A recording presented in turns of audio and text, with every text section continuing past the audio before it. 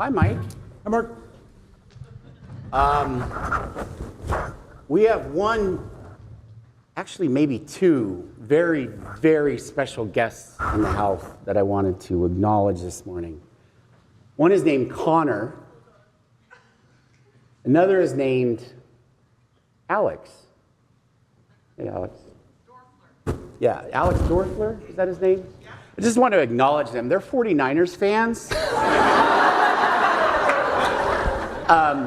Big Niner gang. And I'm suspecting that on Super Bowl Sunday, you probably were both at the mall, right? Yeah. Because I know where we were. We were in your house. But thanks for being here. That's a commitment. That wasn't as tough as it could have been, but nice job. I'll let Mike tear into you. But no, thanks you all for being here. I've opted for the old-fashioned iPad this morning, so if it goes dark and I have to go back, versus the old teleprompter. But you know, first of all, Bruce, thank you so much. I also saw my dear friend Erica Austin. So it was Erica and Bruce who, I don't know if Erica's here this morning or not, but I have such great memories of those earlier years. And also, I can't leave out my dear friend Roberta Kelly. Early in my career, I got the nickname Eagle Eye. And that was thanks to Roberta. And when Roger Nyas yesterday was saying that she gave us an F for misspellings, he was not joking about that. Which leads me to a giant philosophy and belief. And it's giant. It took me years to figure this out. Yet today, I think subconsciously and even unconsciously, it was my experience at Murrow that planted the seed for my success. And so for me, defining success really starts with people. People who I love and trust, and who love and trust me. And if you got that, the rest is gravy, sort of. But you get the point. And being back at Murrow Symposium after being gone for so many years, it's really been an emotional, uplifting, beautiful time. Murrow is family, and I could thank so many people, including Christy Ellison right here, for encouraging me, and Mary Grace Roski, I don't know if Mary Grace is in the house today, for encouraging me to come back. I was involved with Murrow early on in my career, and it's been amazing. Murrow really is family.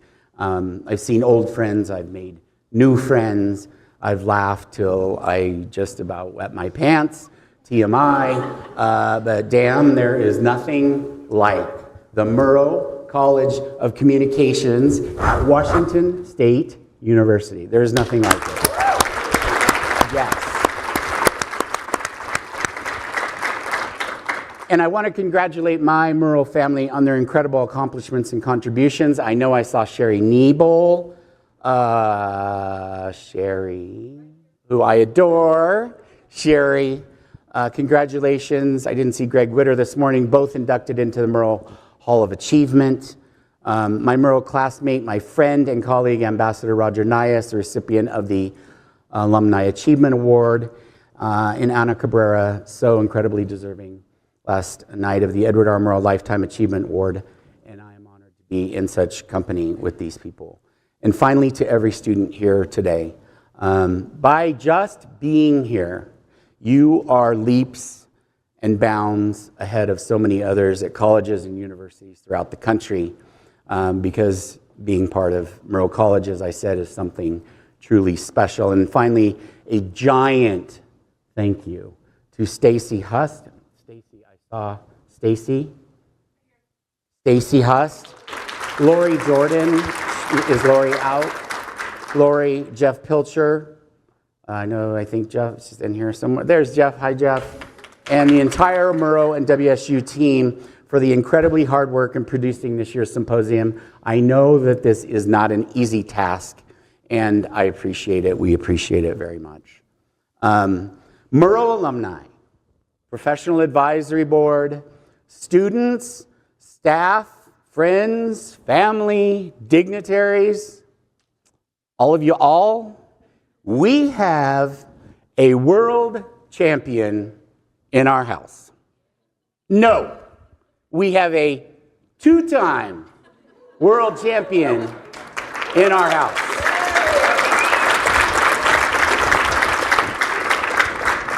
And when Bruce asked me to tell you more about my dear friend and colleague, Mike Flood, hit it, AV crew. The Seahawks win Super Bowl 60. They are bringing the Lombardi back to the Northwest. Now comes into the backfield. Sam out of the shotgun. Looks, steps, throws back. Carter! Touchdown! Seahawks! J-F-N! Yeah!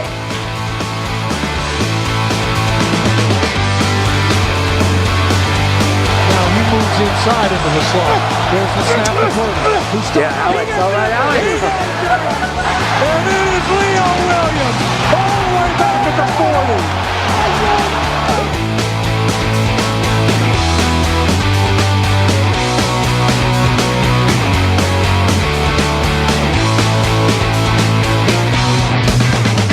Murrow tees it up, looks downfield, strides forward, and we're off and running. End over end. Connor, this one's for you. Shaheen at his own 5, across the 10, 15, 20. Cut straight upfield, has a gap, across the 40, midfield 50. Jordan flag it down. Shaheen to the end zone. Holy catfish!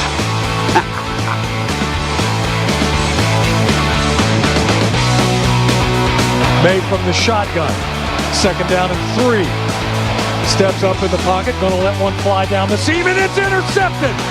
Coming back near side 40, 45, midfield Julian Love, 40. Yep.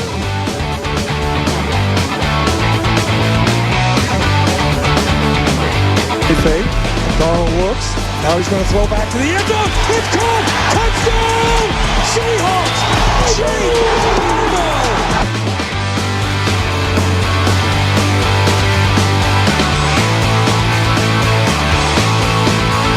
Michael Dixon will punt. Xavier Smith, the deep man for the Rams. And this again, another rainmaker, high spiral. Smith falls down. Ball! Seahawks! Smith backing up, trying to go fair catch. Falls down, and the ball hits him. The Seahawks recover, and they are inside the 20-yard line on the Hawks.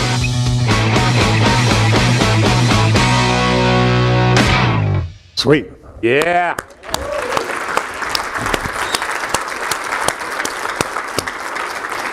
So here's what I want you to know about Mike Flood.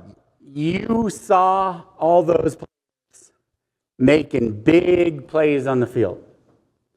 And you saw all those players making big impact off the field.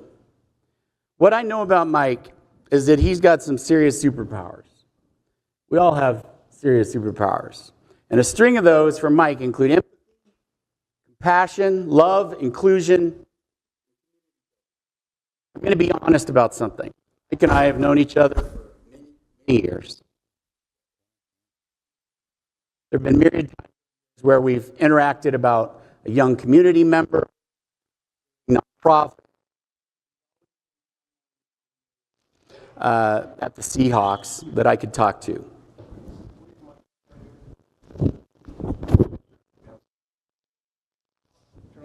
Thanks. Get them on the stick. Okay.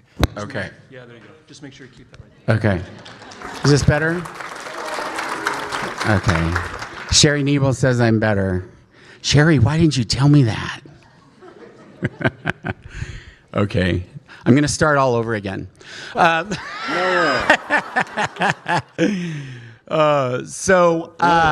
have till noon, you know. He's someone I've secretly considered a mentor over the years. As I watch him, I hear him, I admire him. He's humble, he's gracious, he's generous. And I know many of you know this because over the past few days, this is what I've heard. Hey, Mark, I have several students that would like to meet with me. Can we get to the Cub a little early? And I'm like, wow, what? Like a good what? He's like, yeah, they've reached out via LinkedIn, and I want to be sure to be available to them, learn about them, answer questions they may have. He's as genuine, authentic, and caring as they come. And my Lord have mercy, he has a background that many of you will be intrigued to hear all about. And I'll also say, whether he'll agree with this or not, but it doesn't matter because I'm saying it and it's true. 29 years ago, when Paul Allen asked Mike to join the Seahawks to help him navigate, be introduced to the right people from a variety of backgrounds, help the team do the right thing. This Seahawks team, which has had, as we know, many iterations, would not be the same team we've come to love without Mike. He's not only made an impact with the team, he's truly made an impact to our region.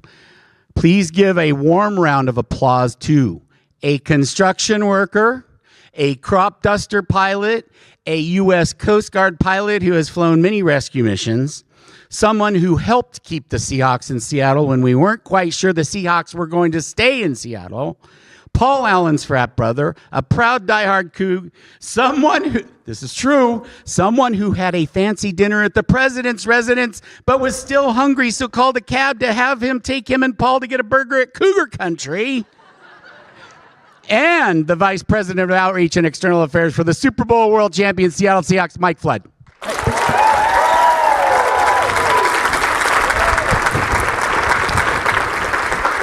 Is this mic on? Is this mic on or use the other one?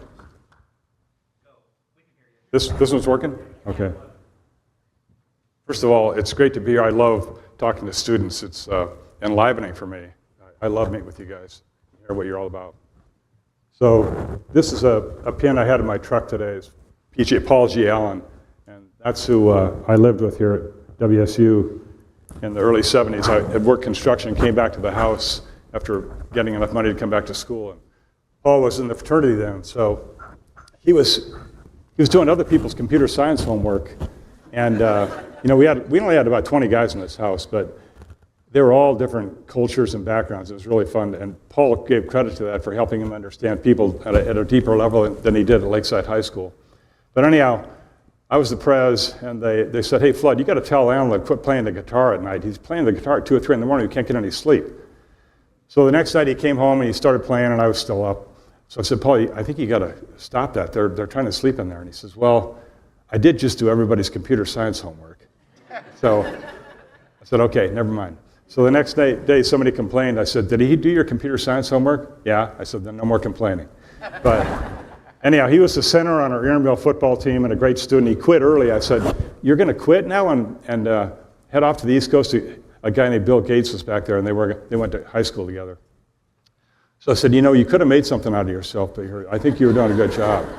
But anyhow, we stayed friends over the years of my Coast Guard career, and I think that's part of one of my natural things is I'm interested in people, and it sure helps with the job I've got now. That no matter whether somebody's famous or in trouble, native guys on the north coast of Alaska to our fans, our Booster Club people all over the world, I'm just interested in what they do, and I think you always learn something. You just gain something from humanity if you're really interested. And I think for all of you, it'll help you in your career if you have some of that. Not everybody's got, I'm like a retriever in that regard, but if you have some of that, then when you meet people in this networking effort, it'll get you somewhere because they'll notice something about you that you were really, the way you looked at them, the way you answer questions, the way you listen. Like if you listen and don't immediately come back with, oh yeah, and I did this. If you really listen and try and absorb what they're coming from, there's going to be a little bit of your own experience, but don't always come back with, yeah, because I remember when I did that, Just listen good and have empathy for people. I think it really works. So that's my intro. Awesome. All right. Yeah, I know this is, yeah, there we go. So heads up, so we might look and sound like there's some structure to our discussion. And what's equally important is that, as Mike says, we treat this casually and encourage you to ask questions because you are really why we're here. So we'll get to some of them throughout our discussion. So, Mike, your career has been shaped by service, leadership, and the power of authentic communication. You've learned lessons across high-stakes environments where trust, clarity, and voice matter most.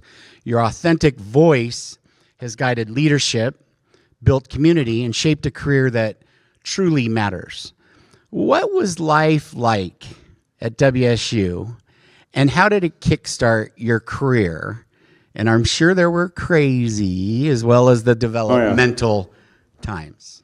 Yeah, it wasn't always easy because, you're having a good time here and you're trying to figure out life and you go through various trials and tribulations. But at the fraternity, the one thing that I realized was that I loved leading and bringing people together. So I had that opportunity with this little house.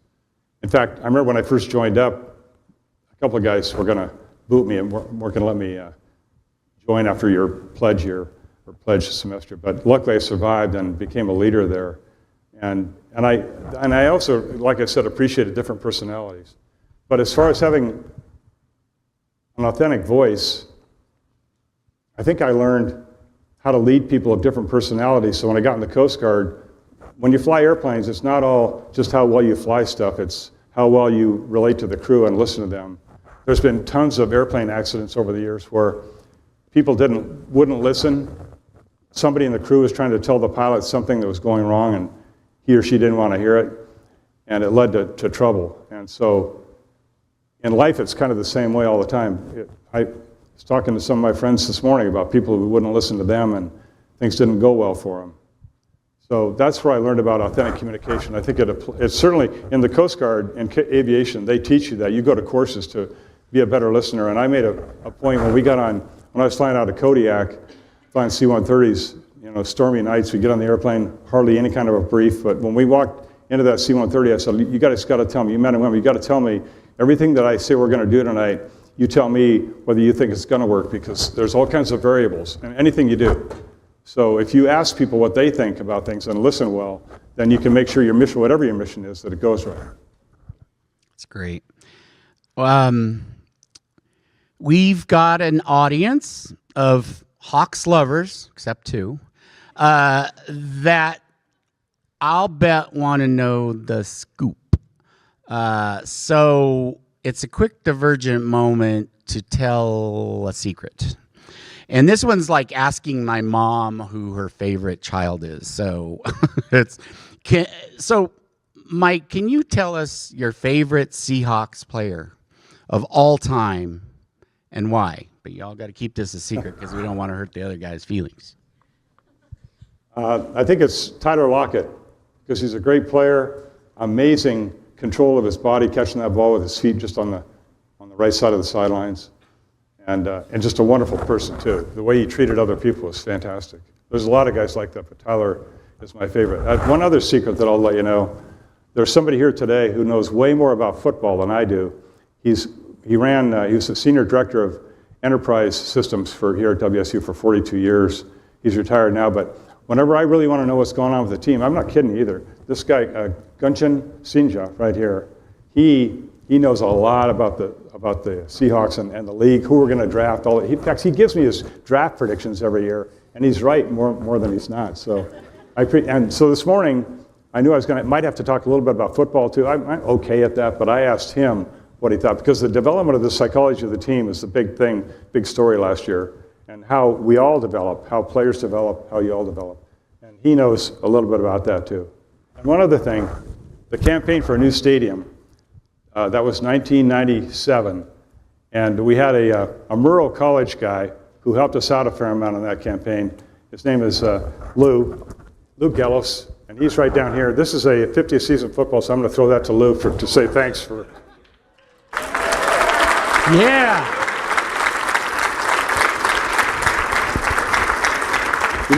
We only won that vote, 51 to 49 statewide vote, and it was hard to get people to. If on the right or the left, they had reasons for not doing this. And also, the team wasn't very popular back then. They didn't have a good community reputation.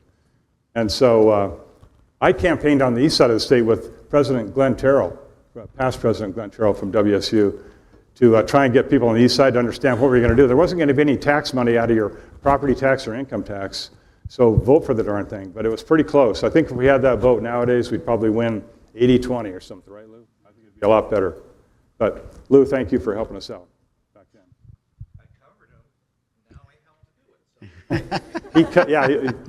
Seattle News, Lou Gallows was a big name, so we needed him back then. Great to see him here. Okay, so a little more fun with the 12s. And the thing that's interesting about this, I was talking to Mike about it this morning.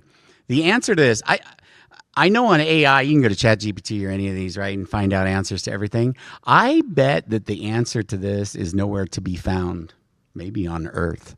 But question, when was the number 12 retired? And did anyone ever wear number 12?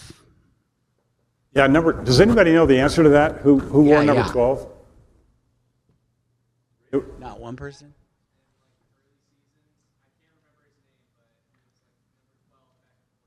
Yeah, back in the beginning. Okay. Yeah, Sam Atkins. He was a QB. I was in the Coast Guard in those days, but I got to see him play. And one time I was given a tour to some people, and we were walking by the big signature board of everybody that ever played for the Seahawks. And the number 12 was up there, and I asked somebody, you know, the only person to wear the number 12, and Sam Atkins, who had a construction company, happened to be in the background in the hallway that day.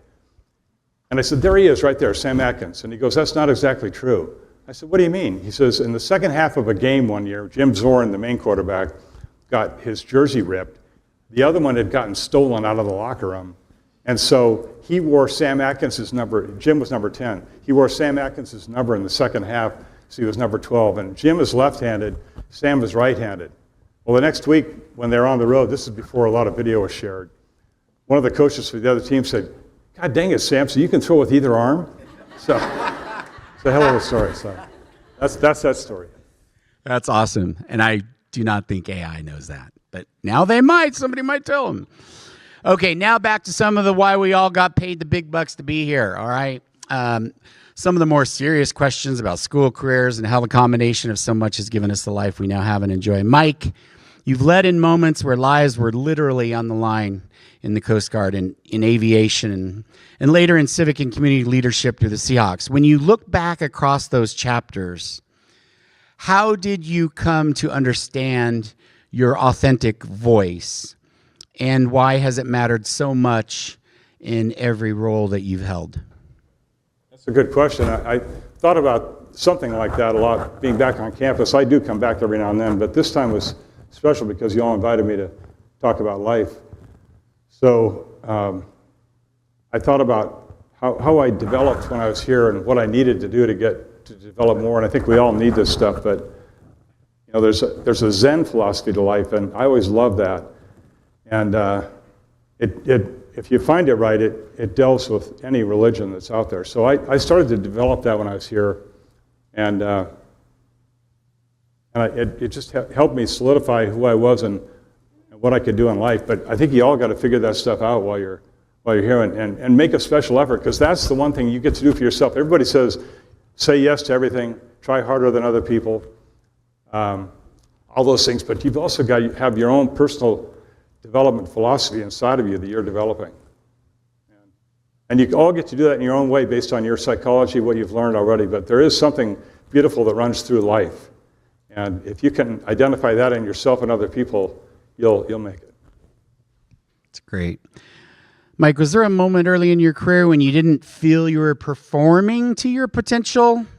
And what did you learn from that? That's a good one too. When I first got out of Navy flight school and down to Air Station Clearwater, I thought I was doing okay, but I really wasn't flying. You need to be really intent on what you're doing. And I don't know if I was as intent as I needed to be. So this is another thing about finding mentors. Sometimes there's people around, you can almost get mentored by anybody if you pay attention, but then some people are really going to give you something special. And I got put on a duty section with a guy who was kind of quirky, but he loved thinking about how to fly that airplane and every system in the airplane. And he said, if you really want to know, this is like, did anybody ever remember the show Kung Fu? Some people have been around it. It was about a guy who came out of China and had a Shao philosophy about life and had to survive in the Old West. Well, this guy was like the master in Kung Fu. And so he taught me as in Kung Fu, the guy who was being mentored was named Grasshopper. So he called me Floodhopper. And And every night on every fourth day was duty day, he would take me out and we would go in a room and study stuff about the book. We'd go in the hangar and get aboard the airplane and look at every system and try and understand it. So that was a Zen-type philosophy about how to fly that airplane and how to get along with the crew. And once I did that, it changed my whole life. And they later made me an instructor pilot and all this other stuff. We got to do some great rescues all around the world. But it was thanks to a mentor like that unexpected, that I recognized that in him, and he gave me something in return. That's awesome. You've worked with elite athletes, military leaders, and community partners. What separates true leadership from positional authority? Well, there's so many good examples of that in the speakers that you've already had here. And that's being genuine, caring about other people, listening well, and then having a good, no matter if it's the Coast Guard, the Seahawks, or here, whatever job you get, being focused on the mission, understanding that mission as well as anybody else and really being dedicated to it. So I think that kind of outlook on what you're doing will shine through wherever you are. For students who want to work in sports, how many of you want to work in sports? Ooh, there you go. There's your interns. So for students who want to work in sports or communications, what do you wish someone had told you at 22? I asked Amy Sprangers, who's the chief revenue officer for the Seahawks, what she would tell people about that. I think, as far as what I've learned over the years, it goes with what I said earlier about just trying to develop yourself and how you look at other people. But she said, if you're going to get a job in sports, I've always been more about get some experience on campus, in a club, or in an internship. She said, get a couple of internships if you can, but then the other thing is when you interview, have your basic and general skills be available on display for people. So that, like I said, well, don't you look more for experience? She runs corporate partnerships, ticket sales, all that stuff. She said, no, I think people can do almost anything if they're the right person. So she wanted that person to have a skill of being able to relate to people, that you could tell that they could relate to people. That was one of her big things. And I agree with that one too. That's great. What does responsibility look like when your platform is as big as the NFL's?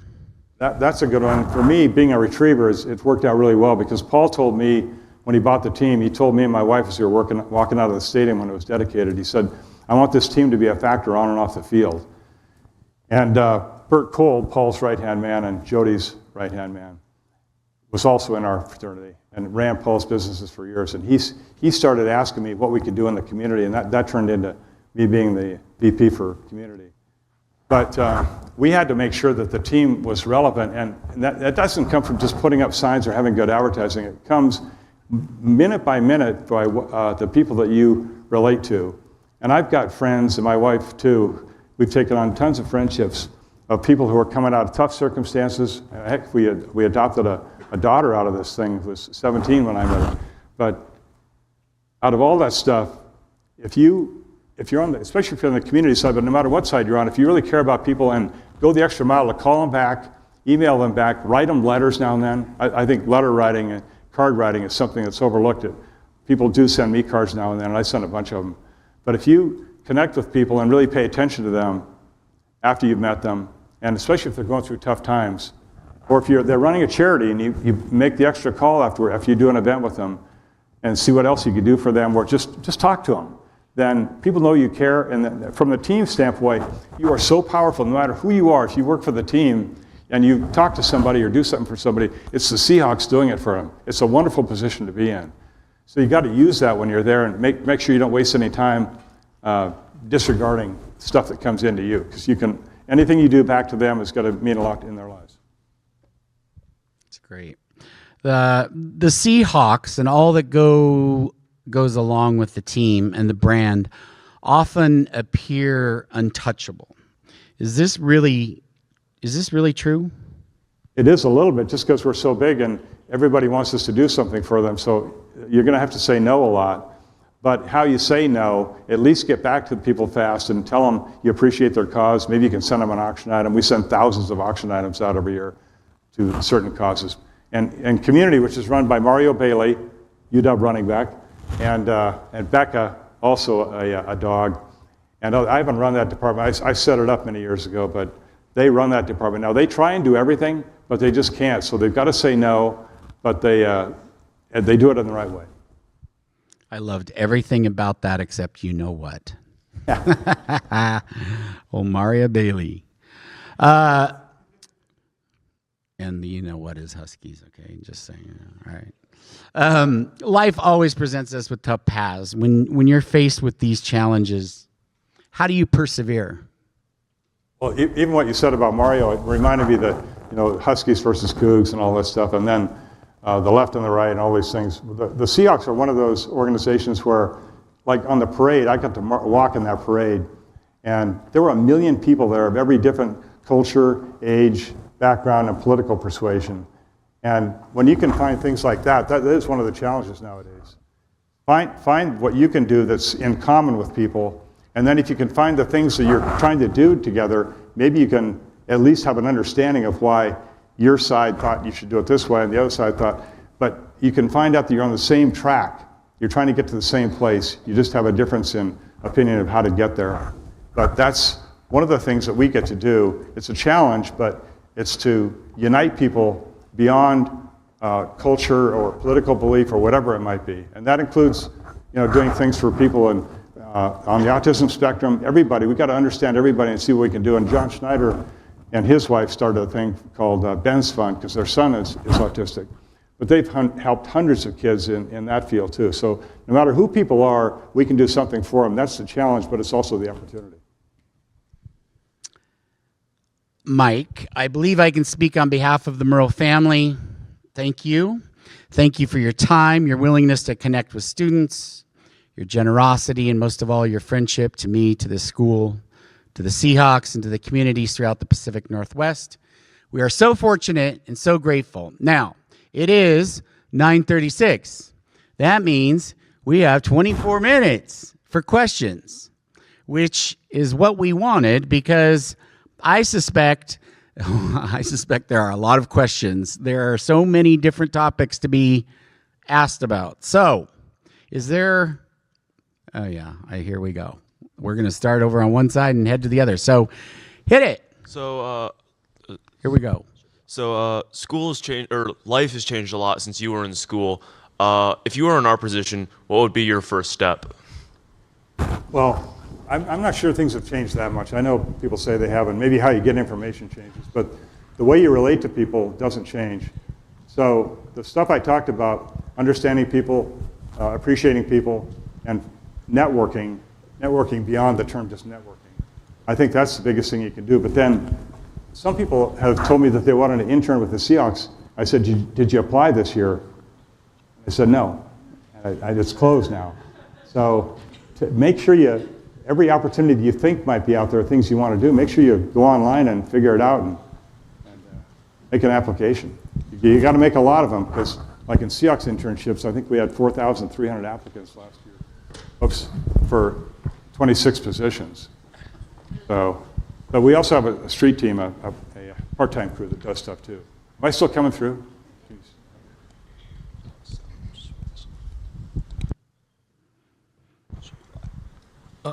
Who's got the microphone?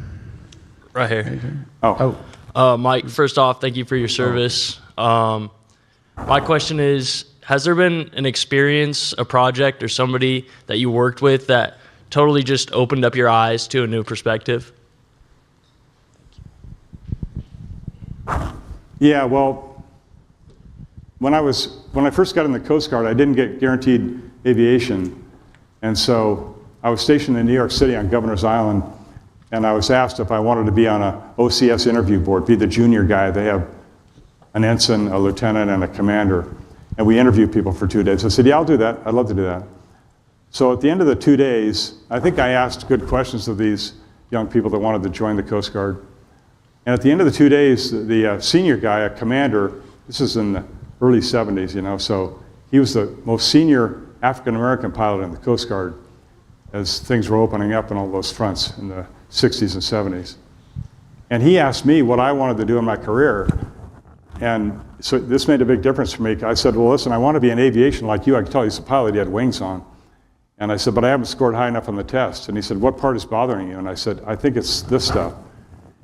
And so he said, well, come to my office. And he wasn't flying that tour. He was doing aids to navigation work.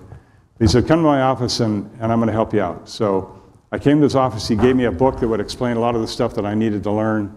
I took the test again, went off to flight school and got to fly for 20 years. But if it hadn't been for him asking me that, it just changed my whole life. And I later found out there was a lot of stories about him doing great rescues as a Coast Guard pilot. So it was a pretty cool moment for me.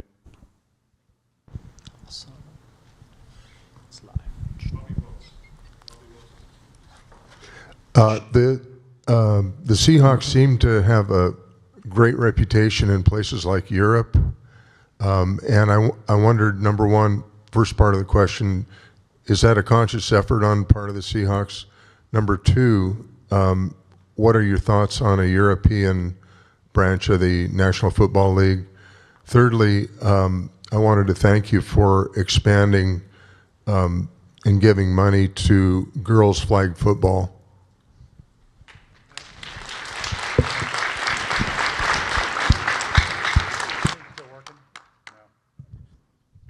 This, use it. You guys okay with that? All right.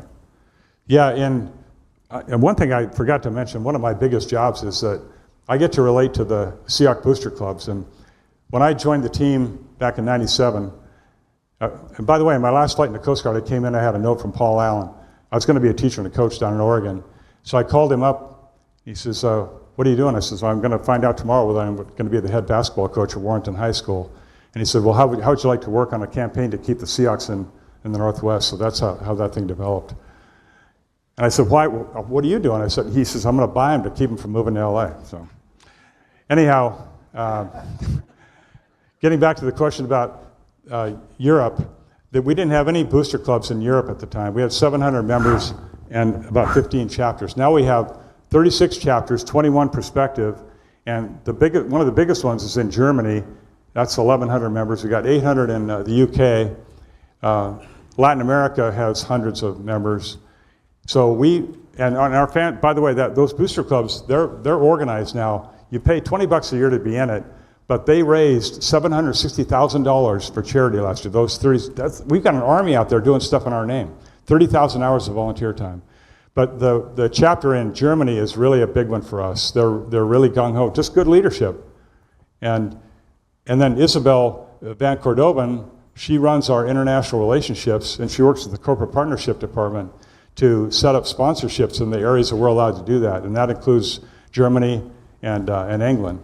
And we've got certain rights in Canada too. So we have an orchestrated effort. Mario and my boss, David Young, and Isabel were down in Australia last month, or a couple weeks ago. We're doing stuff down there. And we took our punter, Michael Dixon, is from Australia, so he was down there. It was a big hit. And then in a few weeks, they're going over to Japan, thanks to the Secretary of State, who I've become friends with. They're going to take us over to Japan and introduce us to people over there who are powerful and can give us influence in Japan. So it's a concentrated effort. What's the other? What about the expansion into Europe with the NFL? I don't know whether they'll ever have a team there. We're playing over there more, but I'll bet it'll be many years if it was up to my thinking, because it's so hard to have a franchise and all the things that go along with it set up that far away and have the teams not have to travel there. But it's possible. Stay over here, run the mic over here. I'm going to go over there and run the mic over there, okay? Hi, Madeline DeGracia. I want to echo support for flag football. Thank you very much. I'm on the PTSA board of Lincoln High School, who was the flag football state champion this year. Yeah. My question is about players and their charity foundations. A lot of players, a lot of people are great humanitarians and come from difficult circumstances and automatically want to help their communities, which is fantastic. But not a lot of these players have the business background to go with it, and some foundations are very successful, like Champions for Change or Lock It Up. And some players like Sean Alexander stumble on the way to making a foundation.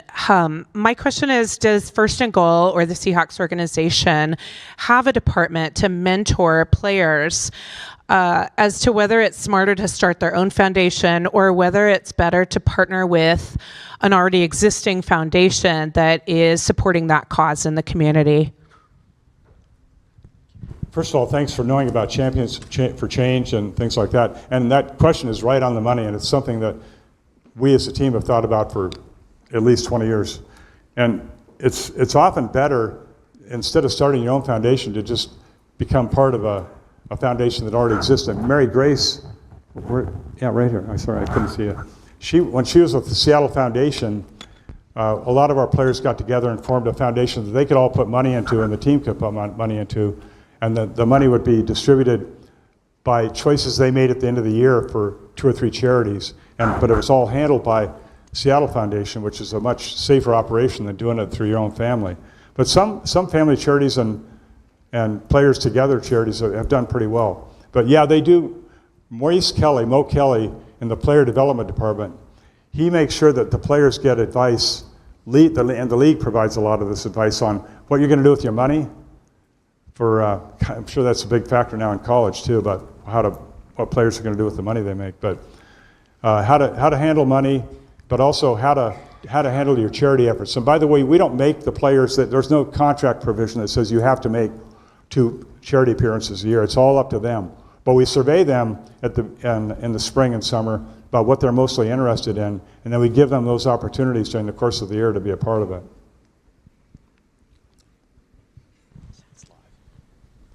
Hi, my name is Sydney Hutton. I was a Seattle Children's kid when Russell Wilson came and visited me one day while I was getting a really difficult operation. My family wasn't sure if I was going to survive or be here today. And I think that the work that you have done has made such an impact on both kids and their families and giving so much strength. So thank you, first of all.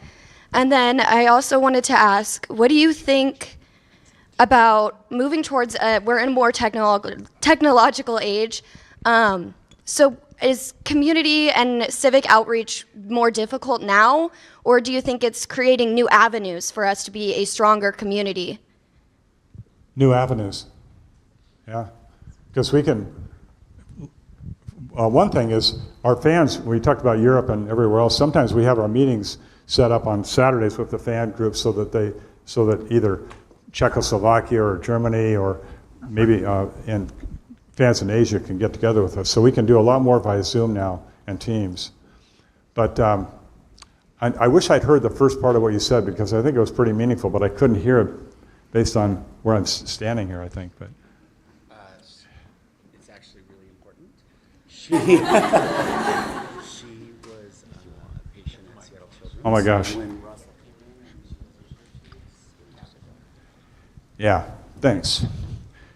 I'll tell you how that developed. When Russell played his first game, I was down in Arizona, and we lost, but he played pretty good. He looked pretty good. But the next Monday, he comes in. This is his first year there, and he says to Sandy Gregory, who retired from the team a few years ago. She ran community for 43 years. When I joined the team, we only had one person. It was her.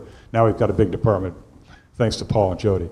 But anyhow, Russ said, I hear you've got a children's hospital there. I want to go. And so Sandy said, okay, I'll take you down there. So she took him down there, and he made appearances there, and she drove him for weeks and weeks. And finally he said, no, I can do it myself now. But he kept going every week, every Tuesday. Tuesday's the player's day off. You can do whatever you want, but he always went to children's. Yeah.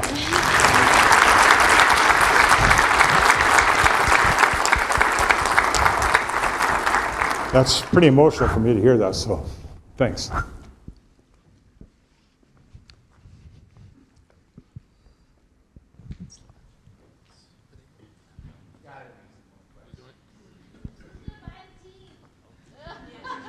Me and Mark are putting our money together with, I think, I didn't tell him that yet, but Yeah. And I think Lou's going to be part of it too, so thanks, Lou. No, really, I don't know. There's a lot of things that people have to sort through to look at our records and what we're worth and all that kind of stuff, but that's all being organized right now.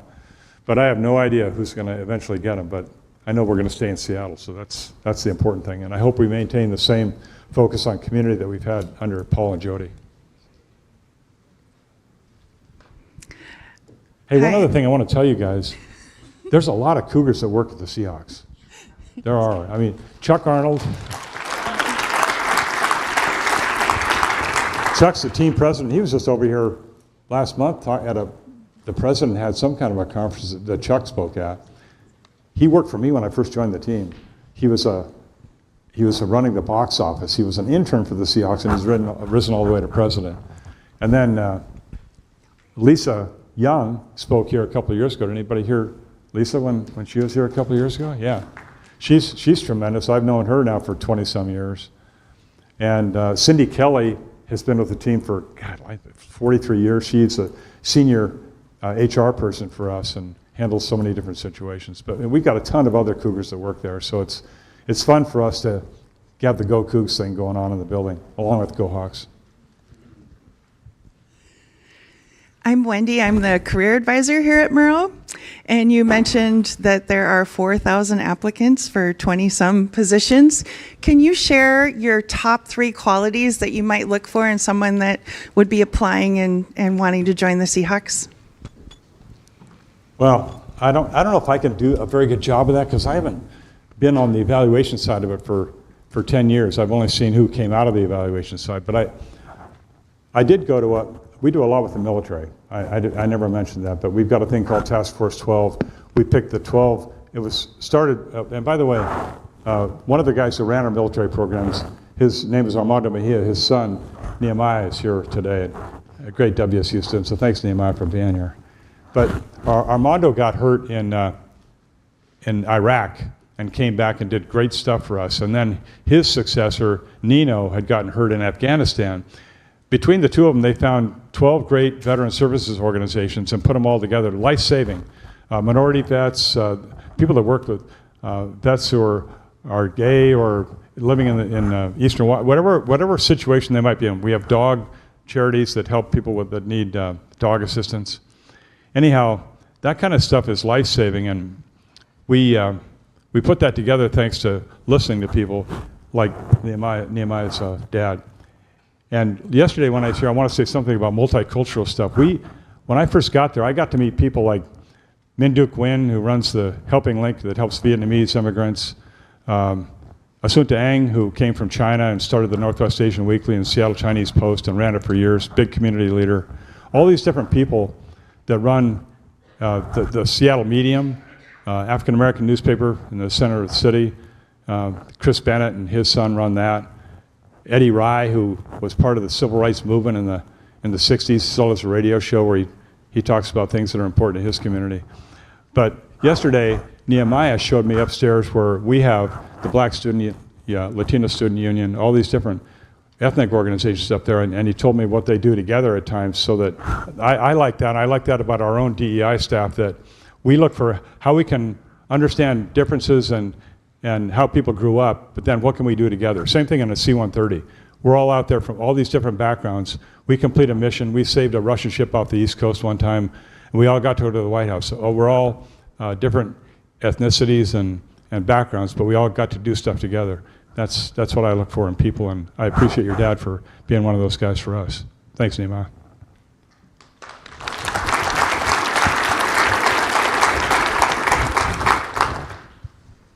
Nathan Eshelman over here, and my question to you is, in being in such a high stakes type of job, how do you work through personal tragedy, and how do you persevere to stay focused? You mean the personal tragedy of the people that we're working with, or my own? Yeah, like family members lost, or people working with that you lost, like you personally losing anyone. How do you persevere and focus on your work? That's a good question, and I still don't know if you're asking me. I mean, I've gone through my own health stuff, but all I care about is that I can get back out there and do stuff. But as far as the people that we know who lose people, like Monica McNeil, who runs Gold Star Families of Washington. She and others who have had things happen to their kids, you gotta try and figure out how they got through things and how they carry forward somebody's memory and spirit, and then try and join them in the effort. We do a lot of that. You can't act like you know everything. All you can do is think, I can help somehow. That's why they're talking to me. So let me know what I can do. And then you get understanding of how people get through tragedy, and it probably helps you and yourself get through stuff at times too. But it's pretty impressive to see how people do that. It's not easy, but it can be done.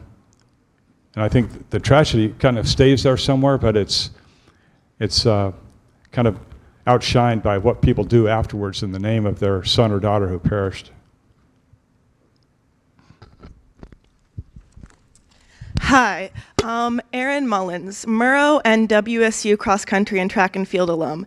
Thanks for coming, and thanks in advance for your patience getting through this full question. When we talk Seahawks, we talk men's sports, but women's sports also need to develop. According to Decker et al. 2021, women's sports receive 5% of televised media coverage in 2019. While women's sports tend to make less revenue, take the WNBA.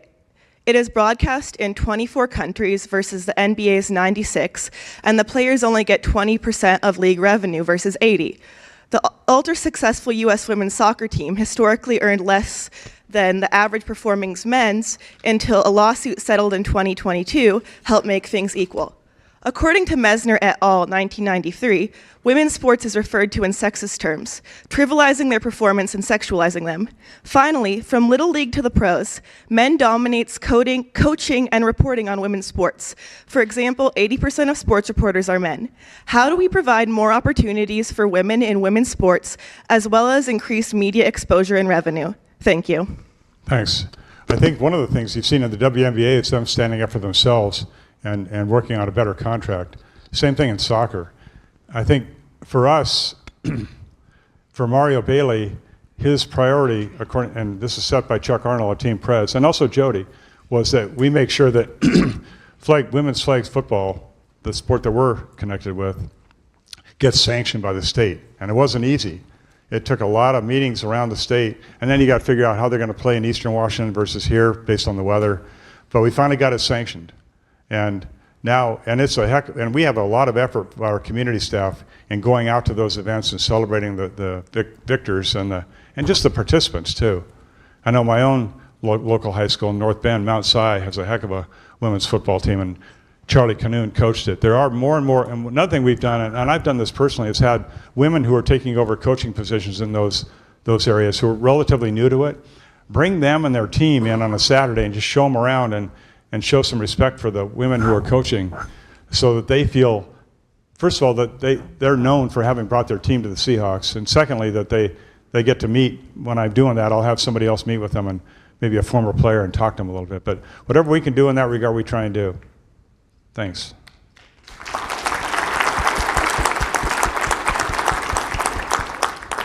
Hello, thank you for being here. My name's Lindsay. I'm with Northwest Public Broadcasting over in Seattle. We're KVTI 90.9 if you like classical music. We're also everywhere else. My question was related to you speaking so clearly on service. For a lot of these students, the jobs that they will go into won't necessarily be life-saving right out the gate. What are some ways that somebody can continue to seek service in their jobs or in between their jobs as they move into the roles that they are destined to be in? Yeah, service. I think you can do it no matter where you are if you really care about people. And in the Coast Guard, the way you get evaluated for promotion is, as an officer, is not as an aviator, is not how you flew the airplane. You might get some extra points for doing some search and rescue at some point, but the interview boards are men and women of admin, finance, public works, all these different, marine safety, all that stuff, environmental safety. So you've got my job, when I didn't have the flight suit on, was to be the admin officer, public works officer, PR, a bunch of boat operations, all this other stuff. And so then I'm working with a crew, and everybody's going through stuff in life.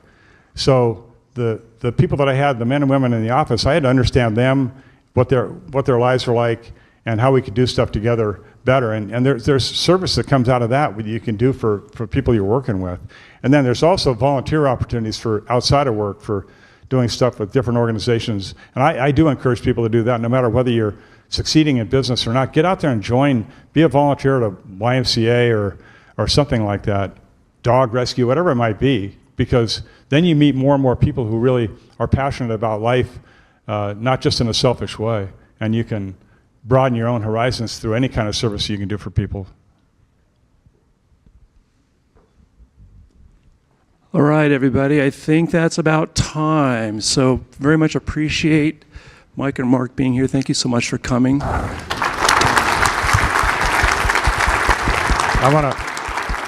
want to thank my friend Mark, who I've known for a good 20 years. So thank you, man. Thanks. Thank you. Thank you so very much. Man. All right. All right. Everybody, we have panels starting in about 10 minutes, so go get some coffee, run to the restroom, get started. Thank you for being here this morning. Our final keynote will be at noon. Today it will be Bill Wixie from Seattle 13's television anchor. So go run, have fun. Take care. I know, it's fun. Hi.